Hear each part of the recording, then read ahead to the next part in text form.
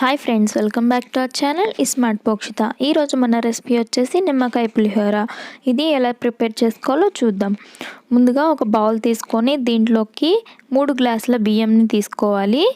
నేనైతే 3 గ్లాసుల బియ్యంని తీసుకుంటున్నానండి, నాకు క్వాంటిటీకి సరిపోయినంత. మీకు ఎంత క్వాంటిటీ అవసరం అవుతుందో అంత క్వాంటిటీ తీసుకోండి మీరు. ఇలా 3 గ్లాసుల బియ్యంని తీసుకున్న తర్వాత నీళ్ళను పోసుకొని 1కి 2 సార్లు శుభ్రంగా కడిగేసుకోండి. ఇలా శుభ్రంగా కడుక్కున్న తర్వాత దీంట్లోకి నీళ్ళను పోసుకొని ఒక అరగంట సేపు నానబెట్టండి. ఒక అరగంట తర్వాత ఆ నీళ్ళని పారపోసి స్టవ్ ఆన్ చేసి స్టవ్ పైన పెట్టి అన్నం వండుకోవాలండి.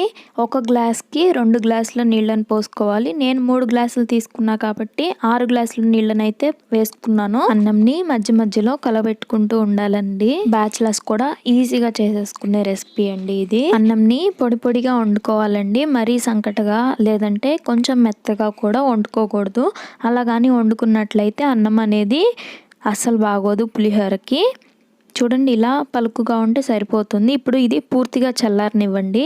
ఇప్పుడు తాలింపు కోసం 1 టేబుల్ స్పూన్ పచ్చిపప్పు, 2 ఎండుమిరపకాయలు, తాలింపు గింజలు, కరివేపాకు, దీంట్లోకి 6 పచ్చిమిరపకాయలని తీసుకుంటున్నాను, నాకు కారంకి సరిపోయినంత. దీన్ని ముక్కలుగా కట్ చేసి పెట్టుకోవాలి మధ్యలోకి చీల్చి.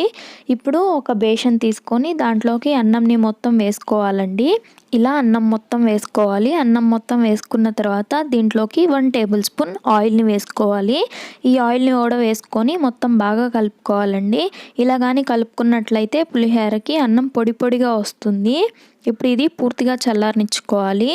ఇప్పుడు ఒక బాండీ పెట్టి దీంట్లోకి 3 టేబుల్ స్పూన్ల ఆయిల్ని వేసుకోవాలండి. పులిహోరలోకి ఆయిల్ కొంచెం ఎక్కువే పడుతుందండి. దీంట్లోకి చిటికెడు ఇంగువను వేసుకోవాలండి. ఇంగువ వేసుకుంటేనే పులిహోరలోకి ఆ రుచి అనేది వస్తుంది. తర్వాత ఎండుమిరపకాయలు, పచ్చిపప్పును కూడా వేసుకొని తాలింపు గింజలు కూడా వేసుకోవాలండి. ఆవాలు, జీలకర్ర, మినపప్పు, కరివేపాకు కూడా వేసుకొని ఫ్రై చేసుకోవాలి. ఇవి కొంచెం ఫ్రై అయిన తర్వాత పచ్చిమిరపకాయ ముక్కల్ని కూడా వేసుకొని పచ్చిమిరపకాయలు వేగే వరకు ఫ్రై చేసుకోవాలి. పచ్చిమిరపకాయలు ఎక్కువ వేగాల్సిన అవసరం లేదు, కొంచెం లైట్గా వేగితే సరిపోతుంది.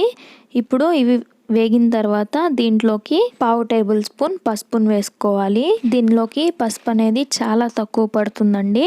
పసుపు తక్కువ ఉంటేనే నిమ్మకాయ పులిహోరకి రుచి అనేది చాలా బాగుంటుంది. ఇలా పచ్చిమిరపకాయలు అన్ని ఫ్రై అయిపోయిన తర్వాత దీన్ని ముందుగా అన్నం బేషన్లోకి వేసుకుని ఉన్నాం కదా, అందులోకి తాలింపు కూడా వేసేసుకొని వేయించుకున్నది బాగా కలుపుకోవాలండి. ఇది మొత్తం బాగా కలిపేసుకోండి. ఇప్పుడు ఒక బాండీ పెట్టి దీంట్లోకి కొద్దిగా నూనెను వేసుకోండి. నూనె హీట్ అయిన తర్వాత దీంట్లోకి 1/2 కప్పు శనగగుళ్ళు ఉంటాయి కదండి, అవి వేసుకొని వేయించుకోండి.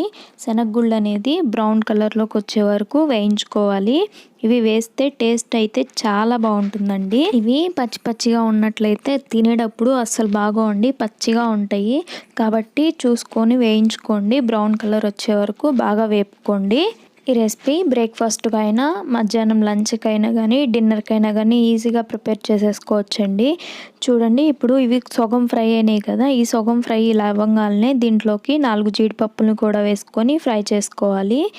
జీడిపప్పు కూడా గోల్డెన్ బ్రౌన్ కలర్ వచ్చే వరకు ఫ్రై చేసుకోవాలి. ఇవి మొత్తం వేగిన తర్వాత ఒక ప్లేట్లోకి తీసుకొని పక్కన పెట్టుకోవాలండి. ఇప్పుడు దీంట్లోకి నిమ్మకాయలు పిండుకోవాలి కదండి. లెమన్ రైస్ అంటేనే నిమ్మకాయలు కదా, నేను తీసుకున్న క్వాంటిటీకి 4 నిమ్మకాయలు అయితే సరిపోతాయండి.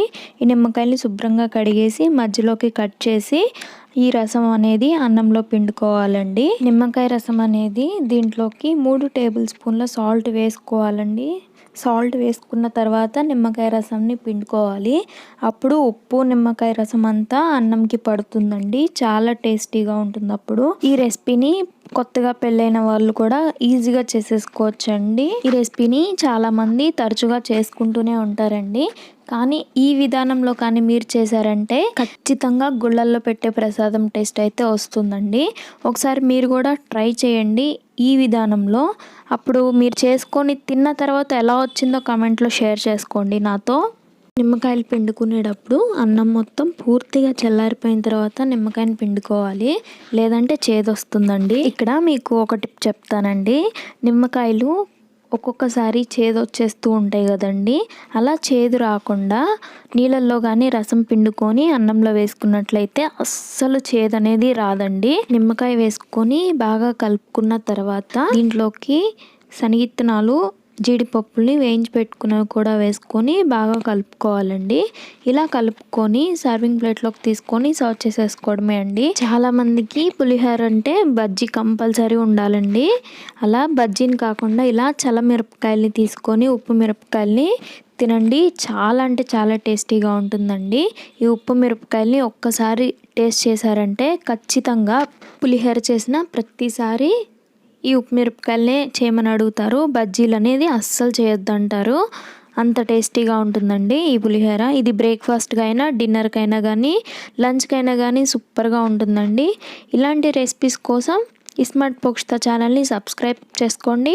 ఈ వీడియో నచ్చితే లైక్ చేయండి, షేర్ చేయండి.